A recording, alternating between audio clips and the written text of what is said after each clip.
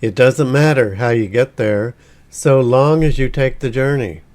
Come along as I adventure finding rainbows, smiling along the way, and experience another educational moment. Hello again.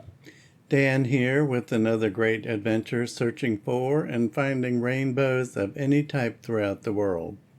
This time we visit the beautiful city of Savannah, Georgia, America's first planned city and a living museum of history, art, and Southern charm. Savannah is the oldest city in the state of Georgia in the USA.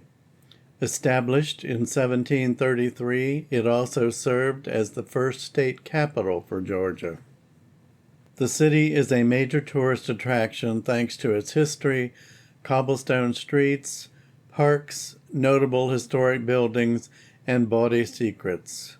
Savannah's downtown area includes the Savannah Historic District, 22 park-like squares, and the Savannah Victorian Historic District, which is one of the largest national historic landmark districts in the United States. I'm your guide and will wander some of these cobblestone streets, discover a few of those hidden squares, and uncover stories that bring the city to life. Savannah is a joy to visit any time of the year, but especially when nature is at her best and the city blooms with spectacular scenes that only Mother Nature can provide, especially when those scenes are enhanced by the delightful architecture and the ingenious artistic talents provided by unique individuals throughout its history. A few of the interesting venues we will see are Forsyth Park, Savannah Historic District, and the Mercer Williams House, the Cathedral of St. John the Baptist, City Market and River Street, Colonial Park Cemetery, and the birthplace of Juliet Gordon Low, who is known as the founder of the Girl Scouts of the USA. So, let's get started. Like most visitors, we will begin at Forsyth Park Fountain. Take a moment to absorb this scene, a colossal cast-iron fountain straight out of a French jardin. Installed in 1858, it has become Savannah's signature landmark. Notice the moss drifting off the live oaks overhead. This is exactly the aesthetic the city founders envisioned.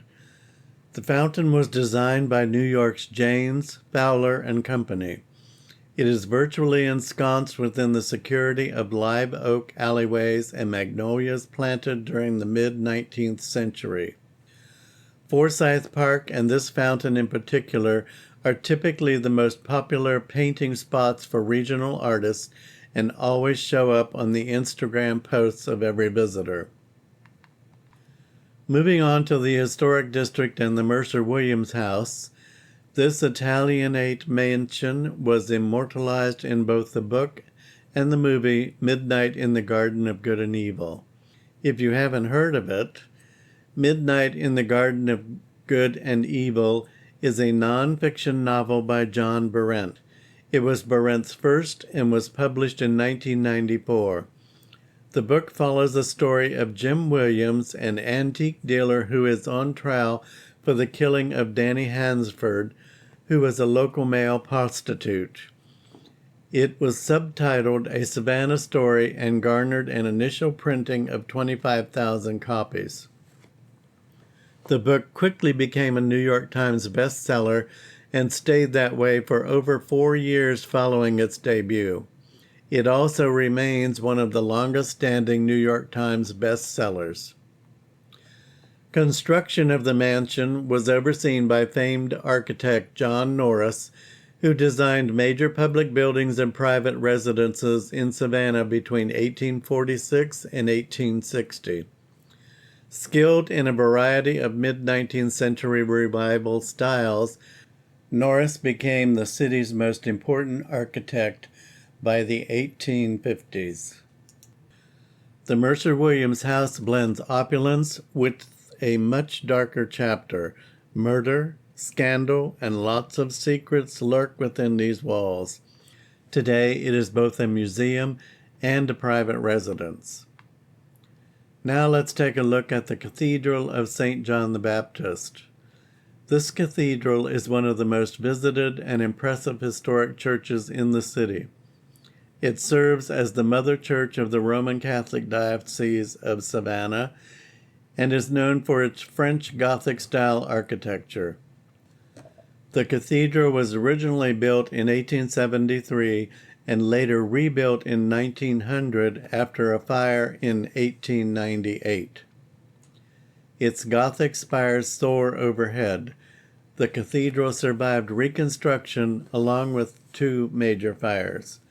Inside are 81 soaring stained glass windows, intricate mosaics, and a sense that Savannah has anchored faith for nearly 150 years.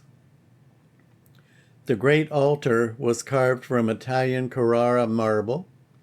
The stained glass windows were created by F.X. Zettler from Munich, Germany, and there is also a community outreach center next door. Now let's head over toward the Savannah River to visit River Street and the city market. Everywhere you can feel the buzz with artist stalls, music spilling out of former cotton warehouses, and succulent food for every taste. As you head down River Street, where the Savannah riverboats still ply their trade, you'll encounter urban energy meets waterfront tranquility. Make sure you try pralines at River Street Sweets, browse the local galleries in City Market East, and always catch a few tugboats as they jockey for docking space. Looking further into the past, take in the view from entering the cast iron gate at Colonial Park Cemetery, where you will view Savannah's burial ground from 1750 to 1853. This small plot holds the remains and legends of founders, soldiers, and suffering epidemic victims. A leisurely visit in this beautiful city provides excellent chances to enjoy relaxation, hyperactivity, historical education, and proper physical health from walking the spectacular array of streets and parks. Every venue offers the opportunity to share the beauty of nature, your personal plans and goals, along with the desire to return again for another special visit to an enchanting city.